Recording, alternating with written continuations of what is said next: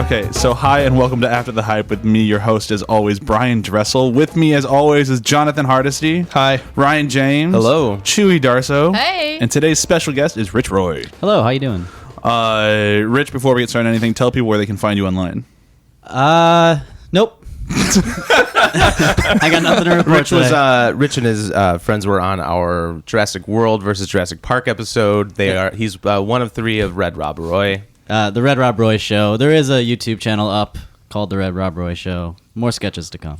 And then something we never say in our podcast, but we're going to start now. If you want to find us, you can find us at facebook.com/afterthehype, and then on Twitter at John knows this one because I never use Twitter. ATH_podcast. There we go.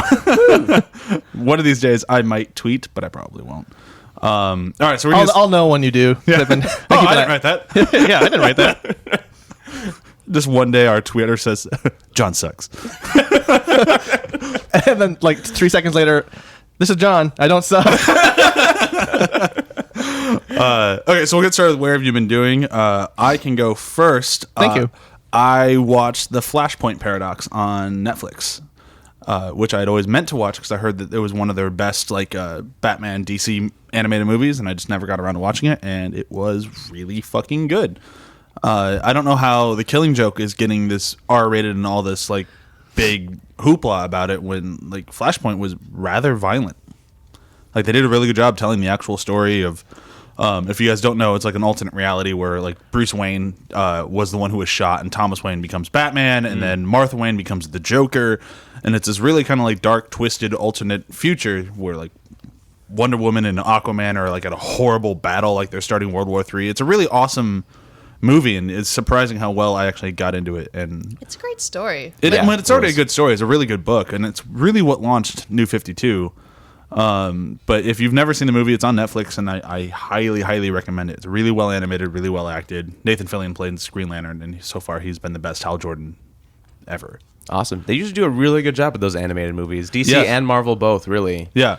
DC's been doing a lot more of it than Marvel has been. But like when Marvel does do it, they make really good ones. But DC's been knocking it out of the park here for a while. It is interesting because I know that they're pulling from a lot of that stuff to make the Justice League movies. I'm curious how soon they start tackling time travel and everything. Marvel really hasn't at all yet, and interested to see how that goes. Time travel usually makes things really, really sticky and bad. All right, somebody else should go.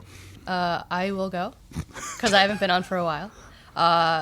And it's because I've been working a lot. And one of the downfalls of that is I haven't been able to keep up with my shows. But I just caught up completely with Once Upon a Time. I know. Brian hates Once Upon a Time. Like every time you mention this episode, I'm like, I should just highlight and delete everything you say after that. I caught up on Once Upon. Next.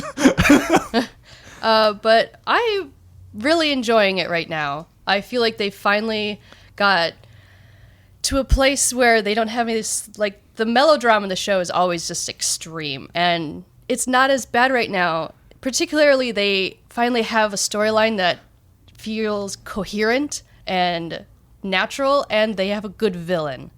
Like, which season is this? Oh crap, I don't even remember. The Current. I think it's like season 5. Okay. But they're in the underworld now, and Emma is trying to save Hook from being dead, and the main villain is Hades, and he's played by someone who I really enjoy, Greg Germain. This is like his longest regular role on TV since Ally McBeal almost. And I think he's fantastic in the show. I highly recommend if you've fallen away from Once Upon, pick it back up right now because he's doing a great job. The villain is actually villainy, and it's not just melodrama. And I'm really enjoying it. Cool. Next. Okay, I'll go. Just picked up this new board game called Star Wars Rebellion. It's from Fantasy Flight Games, and it's awesome. Been waiting for it for a long time. It has a ridiculous amount of miniatures and a giant board. Lots of strategy and bluffing, and it's just a really fun game. Really ideal for 2 people, but you could play with 4, and it's a lot of fun. Me and Ryan have been trying to kill each other. I've never really gotten into like the 2-player board games. This one is perfect for it. It's only 2-player. It could be 4, but it's Rebellion versus Empire, so you either team up as... What about the Trade Federation and... all that? Nope. They were already wiped out. This is specifically in A New Hope era. Oh, okay. And it very much plays out exactly like A New Hope. It's a lot of fun. The rebellion has a secret base, and the Empire's trying to find it. They both kind of play differently. Is there a Death Star? You could build multiple Death Stars, actually. Just like Build every... two. You could build two. Spoilers for episode 8, man. There's going to be another Death Now Star. 2 Death Stars. It's even bigger. Guys, we've done one at a time so far, and it's not turned out well. What if we do 2 side by side? Double down. Double down on our space balls. They did never try 2 at once. That's a whole new game. And then you put Well- a cannon in between them. The Emperor always had a backup. Yeah, that's true. So It was certainly up. I think I'm pretty much turning this segment into my weekly comic book recommendations, so that's fine. Comic Book Corner with Ryan. Yep. Is it just Gwenpool? Nope. Actually, Gwenpool was okay. It came out this week. But my favorite book this week was Moon Knight #1. It's being written by Jeff Lemire. And if you don't know nice. who Moon Knight is, he's Mark Spector, a totally insane superhero, or maybe not superhero, maybe just person who's been locked away in an asylum for his whole life. But he channels the personalities of Wolverine, Captain America, and Spider-Man to kind of guide his moral compass and fight crime, or maybe just be in the loony bin and tell stories. We're not sure. Wait, he channels their personalities? He has what was it, dissociative identity disorder? Okay. And so he sometimes imagines, in some runs, he imagines that he is being those heroes or interacting with them like as part of a team alongside Wolverine, Captain America, and Spider-Man. Other times he just pretends to be them or acts like them. It's pretty interesting depending on who's writing him. They did a reboot with him like 2-3 years ago, I want to say, and I read most of that. That was fantastic. He's a fun character. He is really fun. There's been a lot of rumors about making a TV show for Moon Knight via Netflix. Oh, or I'd watch the otherwise. shit out of I'm that. sure they will. I've only ever been familiar with, like, his character design. I've never really known anything about him. It's pretty out there but pretty interesting the way they tie it into he may just be a crazy person. It's like Kinda sounds he's like it. died and was resurrected by an ancient Egyptian goddess, and Oh, it's that like, happens that's in comics all the pretty- time. No, but I mean, that does really mess with your mind. yeah, or was he ever any of those things? I'll go next. I haven't been watching a whole lot just because I've been busy working on a novel, actually. I was reading some fantasy novels from the library. Got a little frustrated that they weren't kind of doing what I wanted, so I'm like, to heck with it. I'll write my own. Cool. And I'm only 2 chapters in so far. And about 20,000 words, which about 10,000 aren't very good, but that's first draft for you. That's how it goes. I'm working on it. 2 and chapters is not anything to complain about. Right. No. And I'm making progress, which I wasn't expecting, because as a writer, you would assume that I'm writing, but they're like on Twitter all the time. That's kind of the stereotype. Right? Yeah, Reading, that's writing.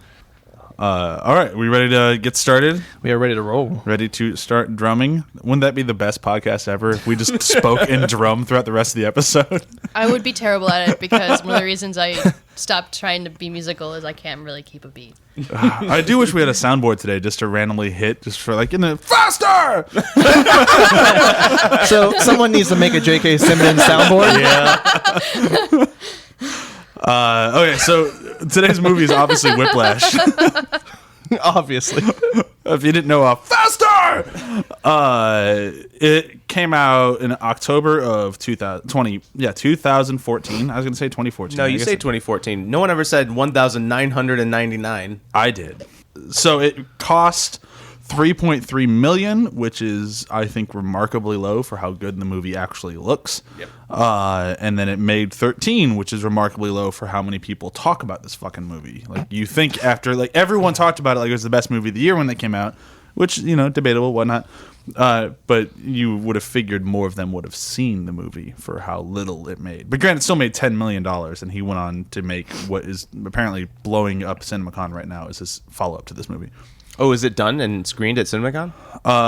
The trailer screened at CinemaCon. They said it's like one of the best looking movies. I'm at excited CinemaCon. for it. It's a musical. It's like an upbeat, happy musical, which is very, very different than this one. But I'm excited for it. I think it looks pretty cool. But that's not what we're here to talk about today. So we should get started first with a breakdown, which is gonna be Rich's job. If you couldn't tell from the camera being pointed directly at his face. I need a count off. You have to count me in. Count you in? No. 5, 6, 7. Okay. Oh God, I'm upset. Okay, do I start? Not my tempo. Yeah, go ahead. All right. Not my tempo. Oh God. Okay, so there's a narcissistic young lad I think who he's decides he wants to become the best jazz musician of his time, and he goes to Schaefer, and he meets up with a narcissistic old teacher who is also kind of a psychopath, and that man decides to... I already have 9 seconds. All right, so he yells at him a lot. They get into a battle at the end, and then they become best friends. See, but So were you dragging or rushing? I was dragging big time. He was definitely dragging, you know, and then I thought it that's was- a quick then he rushed question. to That the felt end. that was a fast 30. Yeah. That's one of the questions of the film, though. At the very end, are they friends? Oh, yeah, they become best buds. Do you think so? Oh, I You're think so. assuming there. I think they hate each other. But we'll get there. Yeah. But yeah, well, actually, we can now jump into the episode if we'd like to. I think it was an interesting thing you brought up, like how much hype actually was surrounding this movie at the time. Yeah. because So much. For a very very small marketing scheme and release and all the things, I heard so much about it. Yeah, it was like the little movie that could. Fucking everyone Yeah. was talking about it, but then like you look at the numbers and it's like, did anyone actually watch it? It seems like the whole talking about this movie, though, goes pretty far back. I was reading online that it was featured on the 2012 Blacklist, which we've actually, I think, John, you've talked about that on Yeah. this show before. Yeah. So this has been getting buzz since then as a feature-length screenplay, and then as a 15-minute short, and then as And have you seen the short? feature. I didn't. The, Is it the available? short's available online. Yeah, it's really good. I like the actor. I mean, we'll get into it obviously as we talk throughout today, but I'm not the hugest Miles Teller guy. I think he's fine. But this is obviously the best thing he's ever done. But the actor they got, the other one, I actually kind of like better in the role because he seemed a little bit more like wimpy. So you understood the like the jump from like the zero to hero, if you will. It made a little bit more sense with the other actor. The other actor, I'm blanking on his name now, but It was Simmons, Jonathan Simmons, I believe. It sounded suspiciously similar to J.K. Simmons. J. Simmons, but not J.K. Simmons. No, that was it. Joking. Just kidding.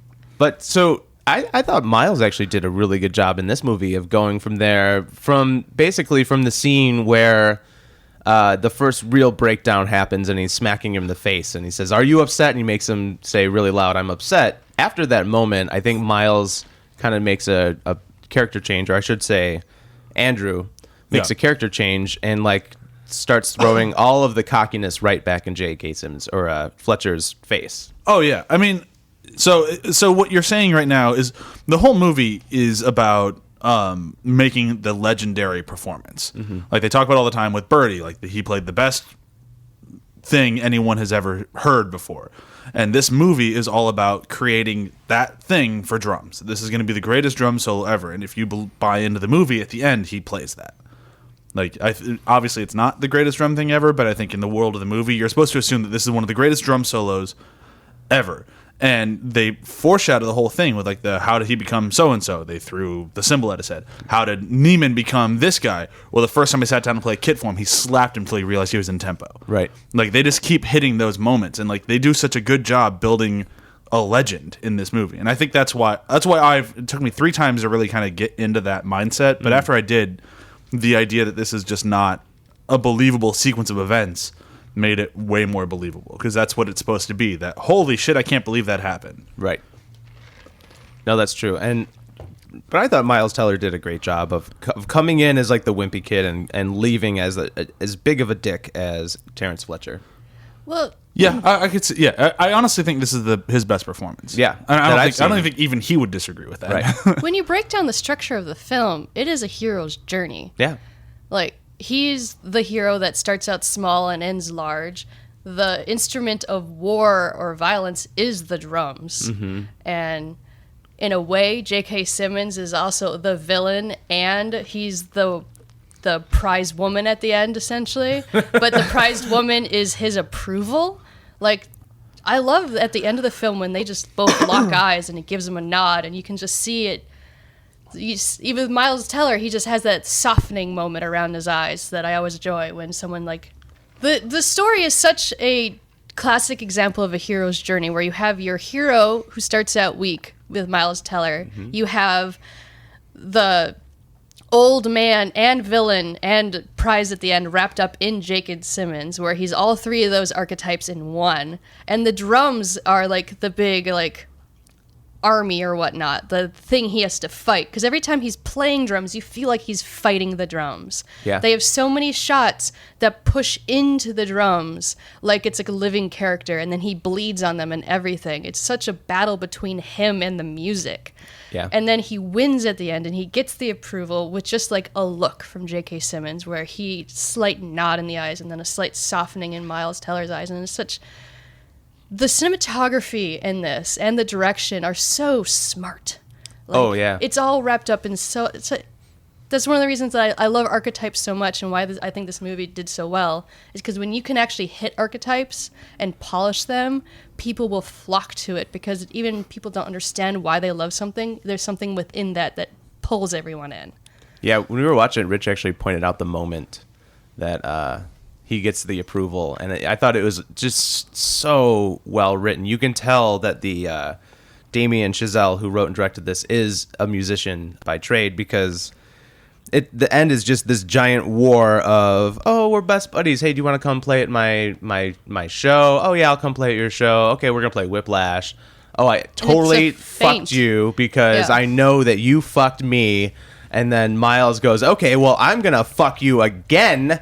And I'm going to play this drum solo when you're supposed to be moving on to something else. And J.K. Simmons goes, what the fuck are you doing? And then a beat later, he's like, oh, you're really good. Let me tighten your cymbal for you. This is almost like Game of Thrones quality shit right there. Yeah. I want to speak to that. I don't think at the very end Miles is like, well, I'm going to fuck you back. I think he's more, I'm not going to give up. Yeah. You threw the cymbal at me just now, and I'm not going to give up. This is my true turning point.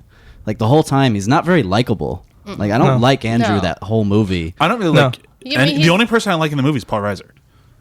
His dad? His dad. Yeah. Everyone else is... I mean, well, and I guess Supergirl. Supergirl's really She was not very likable, though. I mean, her character was there. Her character was almost nothing. Like, her character... Her character was just talk there about to an show... undeveloped female. Like, she's just a prop. She was just there to get put in the fridge. Not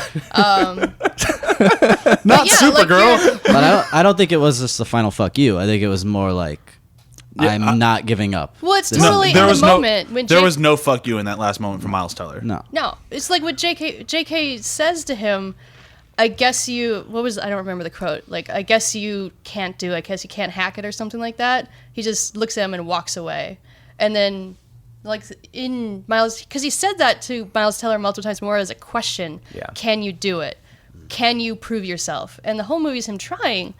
And this is like the last moment of the film of like, no, I am that, and I'm proving it right now. And it's also Miles realized that, based on what Fletcher told him before the show, that everybody important was in the audience. And then this was Miles' moment to either go out as a fucking fool who didn't have the right sheet music, or just play this giant drum solo and show everybody there that he actually is a really good drummer. You got knocked off your horse, but you can get back on. Which, by the way, I believe none of that after showing him have not played the drums for, 8 months or whatever. What do you mean that he could play that solo afterwards? Yeah, then he just absolutely jumped not. right in. Or the sirens. Yeah. Do we know, does anybody else know, did this win any other Academy Awards other than J.K. Simmons? Yes, I have him written down. What else did it win? One for editing, mixing. Okay, you already answered the question that I was Yep. worried about. Because the editing in this movie, when you talk about the structure, like it's phenomenal. It was, like I said, it was super polished and everything. But and that's what I think I like about the movie the most, is when you just talk about the polish. I mean, it's everything. Like, everything in the movie looks pristine, other than where Andrew lives. Yeah. Other than his apartment, like, everything is just, like, gorgeous. Well, and to the editing point, everything in music is structure, like down to the very piece of paper. Everything is so structured and so manufactured in music. It's mathematical. It's mathematical, and the editing reflects that. And I mean, I noticed, that with Birdman, how it was very much theater, and how it played to all that, the whole stylings and structure of theater. This played to the structure of music, and it was really cool how the editing really complemented that. I think it's interesting that two of the more popular films, critique-wise, of that year were highlighting two areas that people don't really talk about or give a shit about these days: theater and jazz music. Right. Yeah. And like they were the best movies. I thought that was really interesting. I think that just goes to show you that the best movies involve the best characters and character development, and the rapping doesn't matter as much as people put You don't on. have That's to know where anything the about archetypes jazz. come in. Yeah. Where if you can tap into an archetype well, and you're not just making cliche, because that's the Yeah. thing you have to. That's what you always have to like balance yourself between. Are you the archetype or are you the cliche? And if you can capture that, it doesn't matter what the person's doing. Right. You'll relate to it. This could have been he's throwing wrenches at Miles' head while he's trying to fix a car. It was the same story. It would have been that good. Let's move on a little bit. I want to talk about not the elephant in the room, but I feel like we need to talk about J.K. Simmons, because I don't think you can talk about this movie without really just talking about him. And how Like, we've been kind of hitting Miles Teller in the script a lot, but it's clearly like his and then J. Jonah Jameson. It's like his defining role. Like, this was like the one thing. Like, if you go follow his career all the way back to he's been a younger actor. He was in Oz for a long time as the white supremacist rapist. So if you go to that show, it's weird to see his journey from there to here. But all of every part he's had between then and now all kind of led to this one amazing performance. And it's one of those things where I've been a fan of him for so long. It's I love him in this movie, but fuck, I hate him in this movie. and you want his approval. But you want his approval, and that Yeah. takes a lot of work. That's super hard.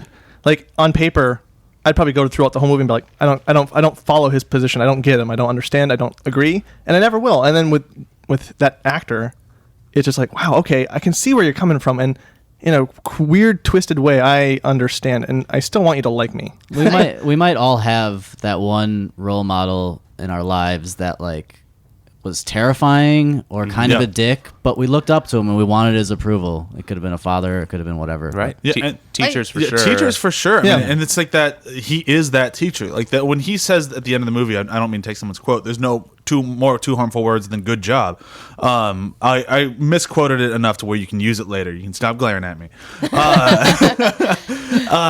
But when he gets to that point, it's all an act. And I think at that moment, Miles Teller's character realizes it, and I think that's what makes J.K. Simmons' character that amazing, because he could have just been the dick teacher It's not and it would have been I don't- fine. I don't think it's an act. It's totally an act. I see him as a warrior, and he's pure he is. No, he's I- the ends justify the means. Yeah. He's trying to create something. He's trying to build something, and he's been seeking his whole career to find that person that he can push to the edge into greatness.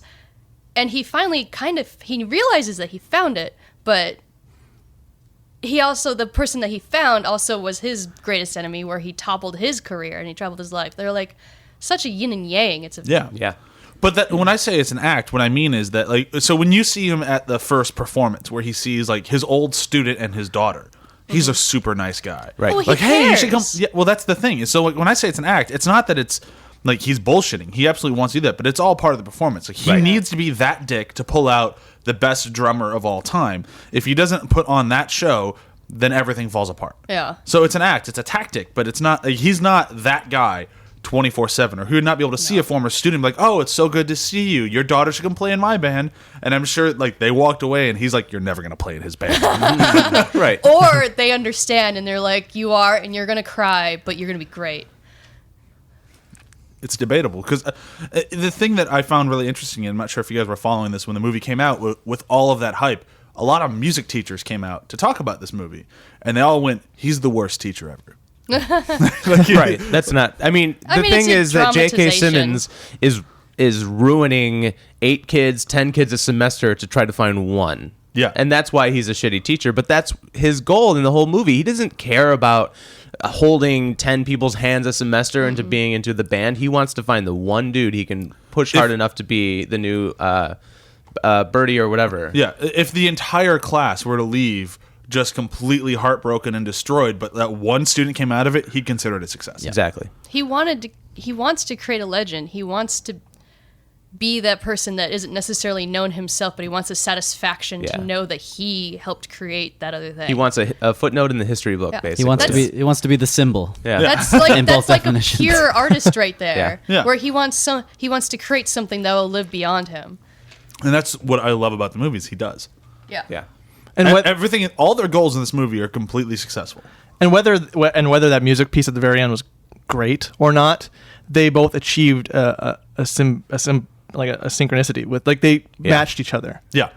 Like it was graduation, and those looks that they gave each other was very cathartic. Lots of doomy eyes. The teacher surpasses the master, or become. I don't know if surpass. Equal, I think it's the one moment they're finally on par. Yeah, on par, eye to eye, if you will. They didn't really put that one a little too heavy-handed. But and the funny thing is, I think it leaves the audience wondering if both of their careers are actually over because they really botched that show. Like in that one defining moment where he played a badass solo and he actually conducted him, but would they have actually gotten anything out of that because they did so horribly on the first song? I don't know. It's one of those where like you look at it and it's like, well, there'd be a very long, if those were like the actual, like the best music people in the entire world in that audience, they'd have a very weird conversation afterwards. Man, that guy can really drum. Can he? Yeah, I think the image that they're going for at the end is two people who have fought so long and hard and finally came to the same side at the end to like get together and conquer the world, and then they looked around them and realized that they destroyed the world in the war. I don't know if they gave a shit. I don't know if I they don't think cared they about did. anyone watching They're them. very it was just selfish. between Yeah. they are. They're Yeah. so selfish that like They did win at the end, but they had completely destroyed everything they were fighting for. Well, just That's watch how like all the side characters did drop they? off. I think they did. Well, that's, I don't know. that's kind of like how you were telling me that you view this film as like a wonderful example of addiction along with Yeah. everything else. Like Yeah. you could replace the drums with cocaine and it Yeah, kind of would except work at out the the end same of the movie, way. he dives into a barrel of cocaine. Well, he'd be a drug lord that gets destroyed by the FBI. But I mean, it's so true. Like when you're totally addicted to something, you push everything else in your life away. And I think that's true of anybody who aspires to be that great at anything. They're just showing like, yes, that conversation that Andrew had with his girlfriend Superwoman. It's so true. Supergirl. It was so raw. That really happens, I bet, all the time in music school. Now, here's my question. Now, when we were rewatching this last night, this is a good moment to bring this in. Why does he call her back? That seems so out of because he character for me. thinks that he's like, oh man, so I'm not going to pursue this super drumming thing. I'm just going to call the last girl that gave me attention. Well, he No, calls No, her he calls after. her after he decides to get back into it. Because I think at that point, Is it just to prove to her that like, oh, I was that great? Like, I Yeah. think when he decides I think to play so. the show at the end, Yeah. he isn't planning on diving back in as hard as he did before. I think he then has like conceded to, oh, I'm just going to be this session player, and this is a gig for me. I'm going to go play, and it'll be fun. I think he's still that's thinking too about innocent. himself. Yeah, You're giving him too much credit. I Yeah. think he's it's very much to be wants- like, I made it. Like I'm great. check me out. Check me out. This Like, is why Well, I dumped you. At that point, he feels like he has Simmons' approval. Maybe. He doesn't realize that he doesn't yet, that Simmons is playing him. Yeah. So it's Okay, like, I like that. Yeah, he's done fighting for what he was fighting for the whole time. yeah, he He's doing thinks a going back he to her. victory thinks lap. he got it. And he thinks he got the good job. Oh, I And- guess I did do a pretty good job. Yeah. And then it's totally not true. When he gets there, he pulls the cowl over his head or whatever that term is. And then he walks away. Mm-hmm. And then he comes back. After saying goodbye to his dad. Well, he doesn't say goodbye to his He dad. says goodbye to his dad. That's a goodbye hug. Yeah, it's the war. It's Yeah. really Yeah, it is. Yeah, that's It's, true. It structured is another exactly structured like that. it's Yeah. such a battle. It's so beautiful. Don't cry. Like, I love Okay. it. Oh, beautiful. I'm a huge I like tragedy person, and this movie is a little bit of a tragedy because he, like you said, okay, he it gets is. everything he wants, but then he also had to burn everything else around him. yeah. Yeah, I mean, that's... seriously, I've seen this movie now 3 times, or I guess 3.5 after last night. Every time I see it, I like it more, and it's because of those sorts of things that you can bring out, like the whole war aspect of it, the whole, like, oh, he is creating that epic performance.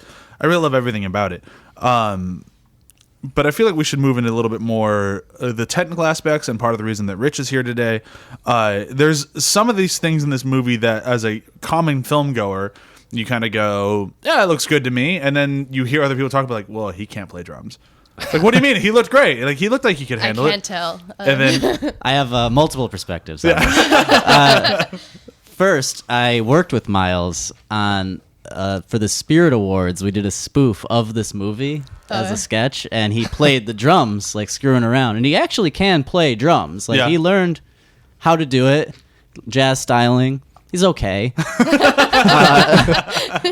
all right. I guess I should preface. I play drums. The podcast listeners don't know that yet.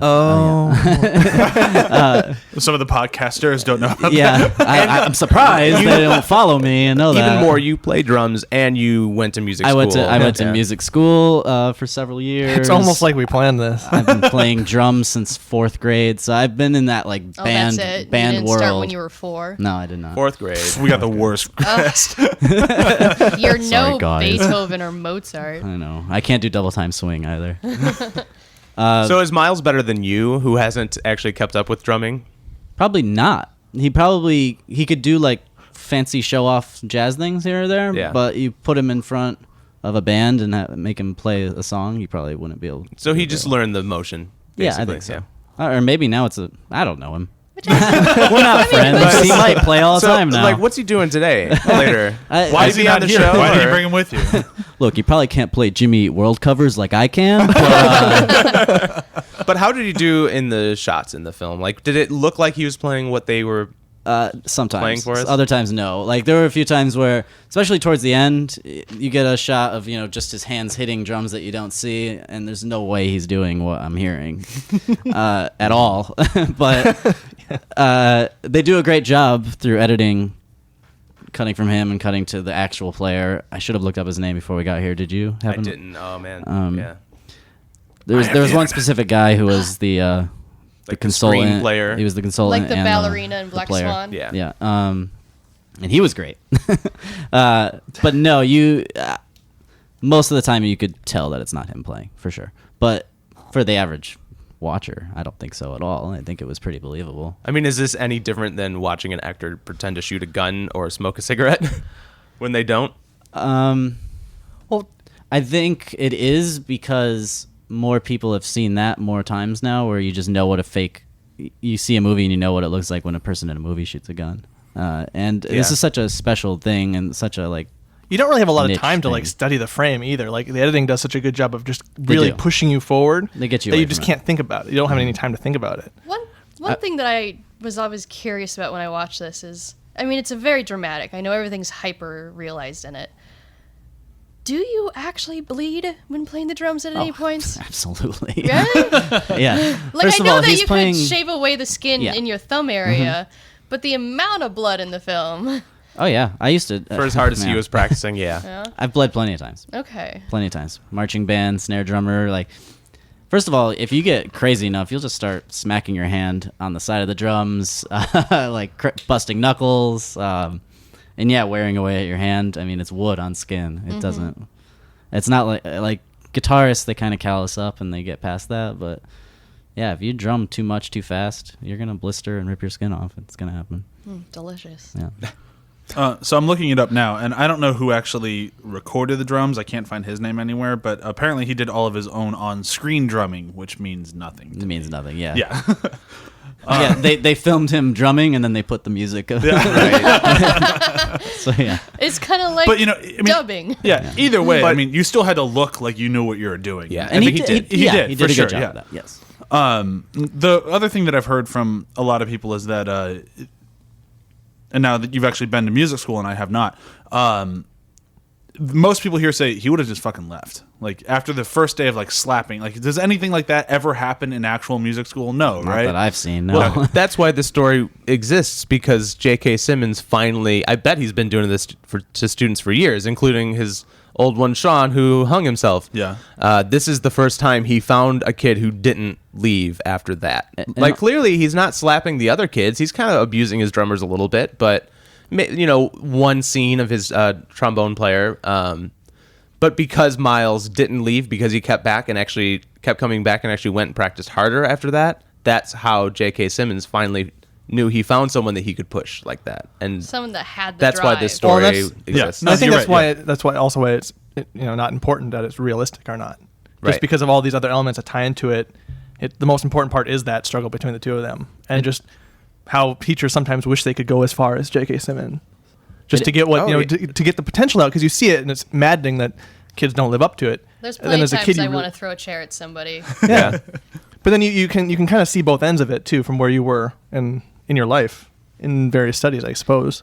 I just want to say one more thing about the You actors. could say 2 or 3 more things. Okay, cool. So the actors playing instruments on screen, I was paying attention a lot to that, especially the last time I watched it. And J.K. Simmons actually, when he's in the jazz club, he played piano. Like they didn't do a special cut, and he was. J.K. Simmons is a talented man. Yeah, and that was really impressive. I just wanted to point that out. Like that guy is an awesome actor. He looked real smooth while he was doing it. He was. He did. Yeah. I love movies that they actually, when they show that teachers can really put their money where their mouth is. Like, I need you to be the best possible thing imaginable. And you never see them play an instrument. And you know, like, as a student, be it whatever student possible, you always have that moment like, I'm doing the fucking best I can. I know I'm doing better than you ever could. Like, you just always have that running in the back of your head. And it's nice to see them like, well, no, he can actually do it. Yeah, too. he's not Steve Jobs. Yeah. The other thing I wanted to mention in this movie that I think it's kind of a cool thing the director threw in there as like a commentary is whenever they go to any of these jazz anything, fucking nobody's there. Yeah. Oh yeah. Yeah. That's like very they go to, true. They go to their competition. It's supposed to be like the biggest competition. Like they're talking about it like it's a life or death situation. There's 20 people in the audience. Yeah. I'll hop on a soapbox for a second. There's a reason I stopped going to music school. I felt as if you were going to music school to learn how to be a music teacher, to teach other students how to become music teachers. It felt like this vicious cycle. Sure, there's the occasional like star musician that might go out and actually do something, but yeah, you would go to these competitions and it's just a crowd of teachers and your parents, if your parents felt like going. And it just was that endless cycle, and after a while you're like, why am I doing this? And I think this movie shows the extreme of why someone would be doing this. Like, he wants to be the best jazz musician. And it shows both ends of that, or it shows his drive and his desire, but then one of my favorite scenes in the whole movie is when he goes to have lunch with his relatives. And he confronts their belittling of him Yeah, in the that's- most vicious way he can. And that ties right into the no one being at the recitals. Yeah, It's they don't just take him no one serious. cares about it anymore. Like, it's kind of a dead thing in a way. I mean, Yeah, I mean they make it a really strong point that both like jazz is amazing and you get some of the most amazing artists in the entire world out of it, and nobody gives a fuck. No. And his dad, who is the most supportive person in his life, never really clues into it until the very end when you see him kind of watching through a doorway. He never really recognizes in his son why it's so important to him. He's still just kind of like, oh, it's a phase. That's kind of the feeling you get from his dad the whole time. Like, oh, I'm supportive. You'll stop this eventually. Yeah, his dad is that total. I mean, we all went to art school in one way or another. Like, you totally have those parents who are like, I support you, but if you back out, I'll support that too. His dad was kind of You're always kinda welcome to pussy. come back. It's like, no, J.K. Simmons' character is like the only one that really understands. Exactly. Well, in the very beginning of the movie, when he goes to the theater with his dad, his father first tells him, it's okay if you fail, I'll still be there. And then someone bumps into his head with a And he thing apologizes of popcorn, to him. and he apologizes to him. It's Yeah. like, your dad is such a pushover. Yeah. And he doesn't want to be that way. Well, he doesn't even, want to be and in that dinner scene, it's just horrible. Like, Yeah. for as supportive as he is, he fails to be supportive in that key moment. And Yeah, he the went thing with is, the I don't family. think he knows. And yeah, he doesn't He know. doesn't He does not understand. understand that he is not helping his son. Like, his son is Right. definitely, he is the perfect student for J.K. Simmons. He needs somebody who will kick the shit out of him. And He's his the dad is exact just not thing going that to do J.K. that. Simmons is fighting against, Yeah. and is that it's okay, it's good. You're okay just being this, and it's like, no, you're. He doesn't want to just be this. Understand? Yeah, he wants to be more. Most underrated role in the film. Paul Reiser was fantastic. He did a great job. Like, again, like, you talking about the best performances of people's careers. You Yeah. have Paul Reisers, you have Yep. Miles Teller, you have J.K. Simmons. Like, Yep. this was just like the amount of performance this director was able to. We never even And fucking said his name. But, Damien Chazelle. I said it Thank you. earlier. Oh, It's did you? his Okay. second movie of all time. Yeah. like, And I don't. Maybe his first was the 15-minute short. I don't know if he did one before that. Probably, but I can't wait to see where this guy goes with his career. Yeah, and, He's going to be amazing. Yeah. and he's young. Yeah. Like he's younger than some of the people at this table. Ow. Maybe all of the people at this table. I don't even know. No, he's a year older than me. Okay. If only somebody threw a cymbal at me.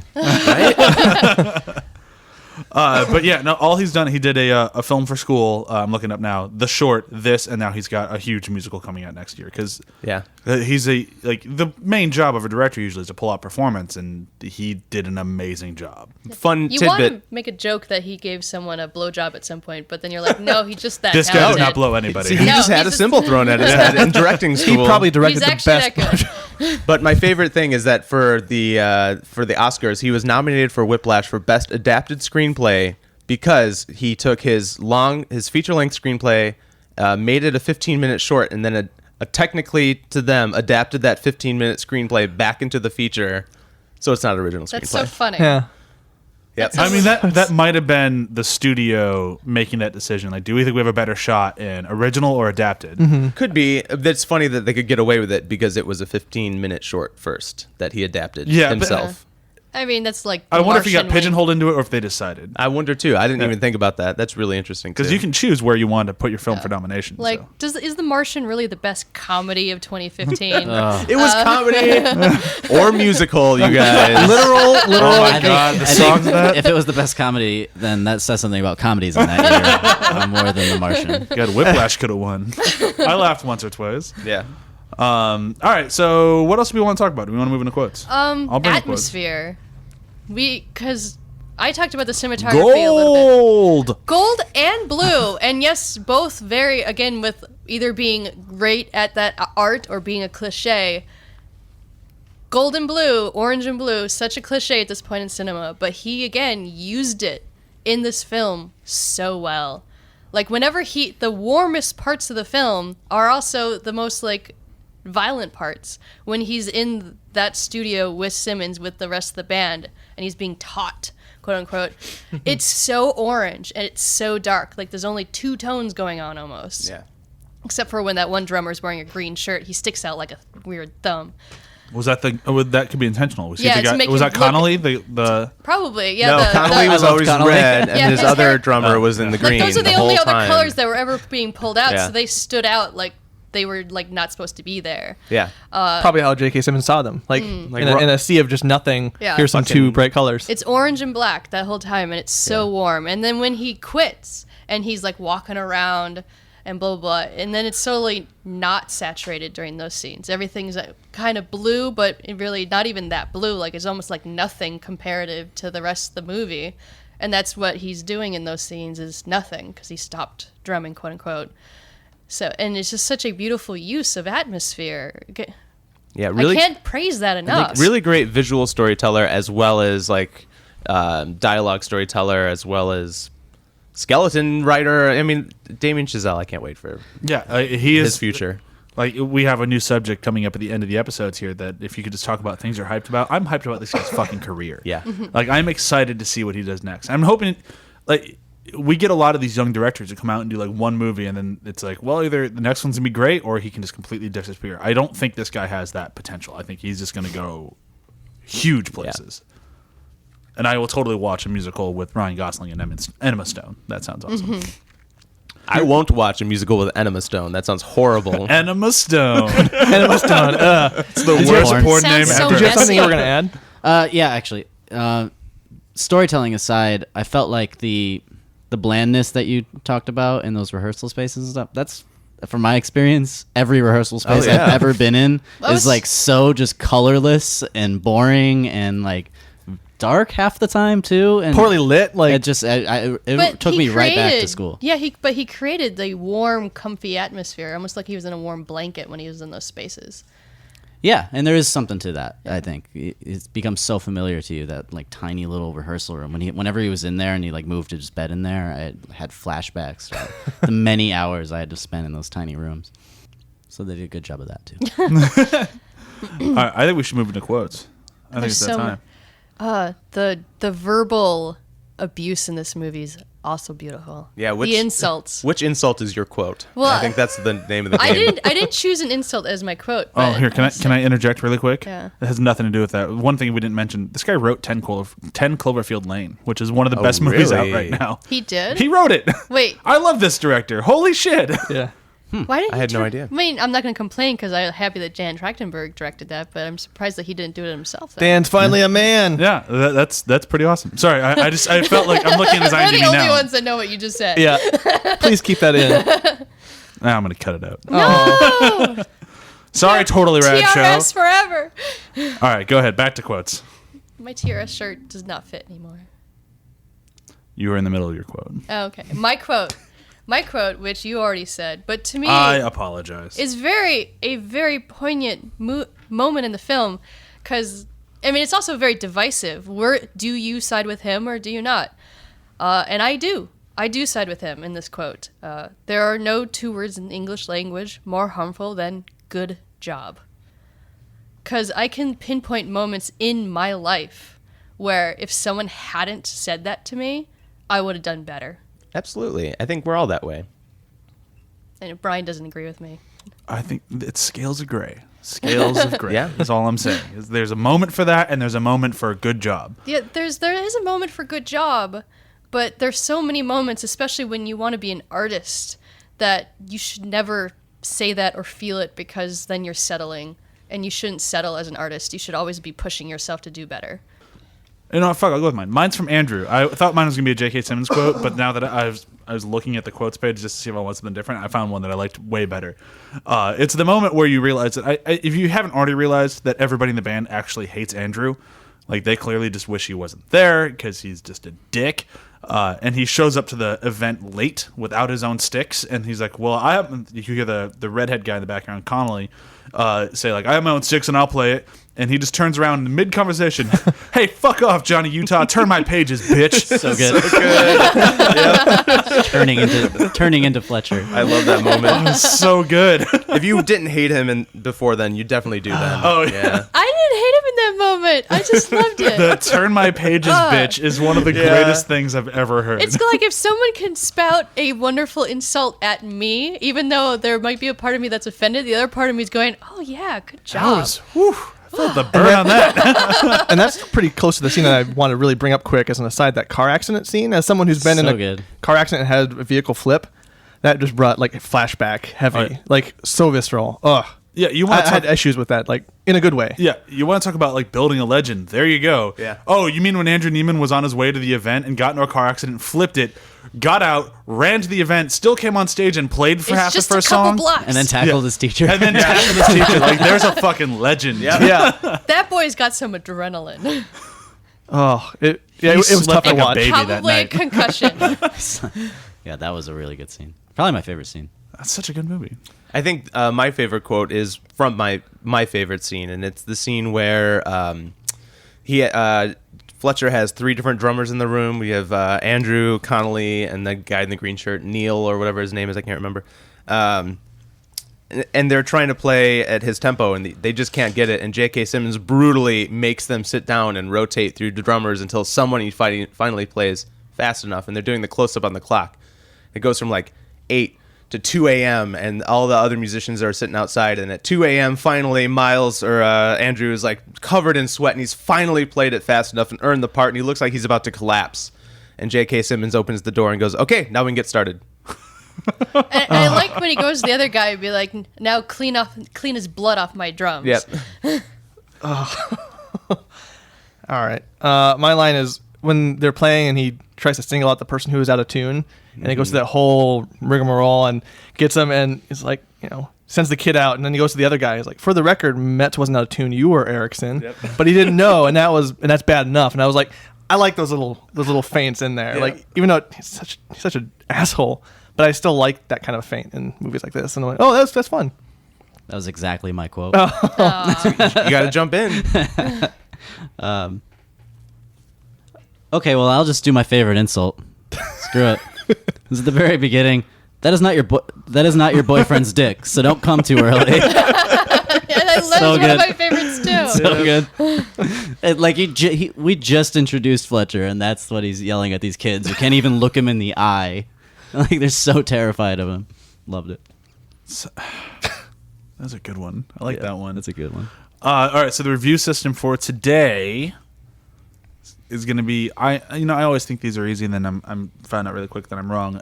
Movies with musicians as the main characters. I'll go first. I'm going with Inside Llewyn Davis. Okay. Oh. I just take people's. I'm glad I went first. Mine's pretty simple. It's they're both movies about what being completely obsessed with your art can do to the entirety of your life, and they both show it.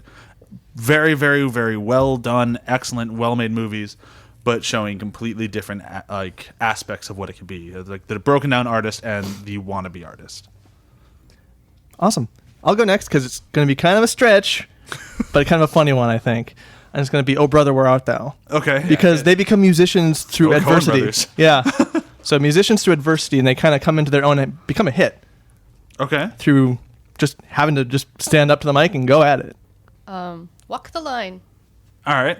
with Johnny Cash. But it's another movie. I mean, that movie very specifically is about someone who's trying to do something different because Johnny Cash was in his own class at that time in history. No one else was like him. And he was dealing with addiction, and he was pushing everyone away in his life. But he was addicted to being a musician, and he was addicted to Joan. And Joan was married, so was he to other people, and it became very destructive, and he pushed everyone away in his entire life, but then somehow Joan stayed with him the whole time, even though she hated him at times. Mm-hmm. In the movie, she threw bottles at his face because she got so mad at him, kind of like J.K. Simmons. And at the end, after he goes through all of his turmoil, he ends up being one of the greatest musicians of the 20th century, and he gets Joan, and it works all out, and it's all worth it. Mm-hmm. Unlike Whiplash. It might be all worth it. Do you want to go? Do you have one? Yeah. It's great. Mine's 8 Mile. horrible. Oh, yours is worse. No, think about it. No, it is actually a really good one. Detroit and society are the Symbol and Fletcher. Eminem wants to be the best. He gets brought down several times, almost quits several times, and then he has that great turnaround, and he becomes the artist we all know and love. Oh, yeah. Mine's really easy and really relatable. Scott Pilgrim. Because I thought it was really lighthearted and like felt like a comic book fun, just a fun ride adventure and like some really fast, fun, catchy pop songs. Yep. That's spot on. A little less intense. There's not as much on the line in that movie. Oh, there's a lot on the line. Yeah, well, don't you remember when Andrew Neiman had to fight all of J.K. Simmons' ex-girlfriends? That was in the deleted scenes. You can only imagine what Fletcher's girlfriends were like. Ooh. Oh, God. That's everybody, right? I was paying attention. Yep. Yeah? Okay, cool. Okay, so with that, we're going to bring today's episode to a close. So quick update on last week's episode in case you were not following us on Facebook.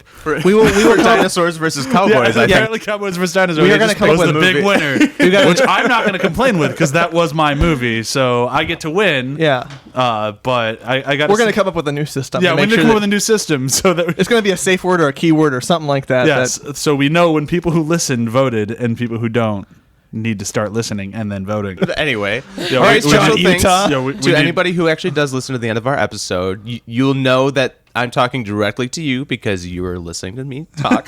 Good job. So next week we have Hateful Eight. The week after that we have Star Wars: The Force Awakens. The week after that we're doing X-Men 3 versus X-Men's Origins Wolverine. That'll be a fun one to watch. That. I'm going to make everybody watch it. So the way that we're now saying goodbye is the way that we say what we're excited for. No long diatribes about it. Just what we're excited for coming up soon.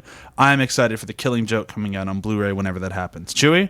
I'm excited for Preacher Okay. to be on AMC soon. Oh yeah, I'm really especially after we saw the pilot at looks so good. at that's good WonderCon. stuff. I'm How like, could they it's gonna be ever amazing. screw up a comic book TV show? John? The next Star Wars from Rian Johnson. Okay. I'm hyped for that. Luke Cage. I love all those Netflix shows. Nice. And oh my God, Civil War looks like the best movie ever made. I hope you're right. A little We'll see. over the hype there. I think in 3 weeks we'll see how that holds up after I've seen it. And then in 6 months we'll see how it holds up when we've all I seen want it. to go to that movie in Two-Face, but half my body is Batman and the other half is Superman. I would murder you. Both. All the nerds You know would what? murder You know you. what? Both halves are going to cry. All right, so thank you again to Ryan James. Yes, sir. Rich Roy. Thanks. Jonathan Hardesty. Oh, hey. Chewie Darso. Yeah. And me. Bye. Bye.